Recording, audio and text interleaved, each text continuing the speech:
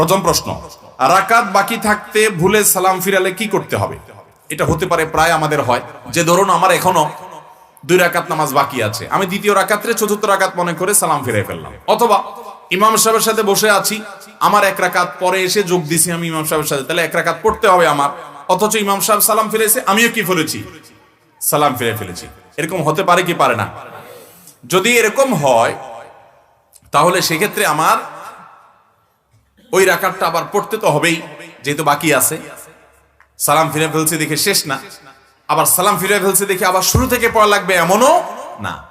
আমি সালাম ফেরানোর পর মনে হলো আরে আমার তো 1 রাকাত বাকি ছিল, তাহলে আমি দাঁড়াই ওই রাকাতটা আবার আদায় করব এবং শেষে সিজদা সাহু দিব। আপনি দ্বিতীয় রাকাতে বসে চতুর্থ রাকাত মনে করে সালাম ফিরেছেন, এরপরে মনে হলো আরে এটা তো দ্বিতীয় রাকাত, তাহলে আরো 2 রাকাত পড়বেন। বা 3 রাকাতের নামাজ, ধরুন মাগরিবের নামাজ, আপনি দ্বিতীয় রাকাতে বসে সালাম ফিরে ফেলছেন, এরপর মনে হলো আরে আমি তো 1 রাকাত কম পড়ছি, প্রবল সম্ভাবনা সেটা মনে হলে আপনি দাঁড়িয়ে আরেক রাকাত পড়বেন, পড়ে শেষে কি দিবেন? সিজদা সাহু দিবেন না।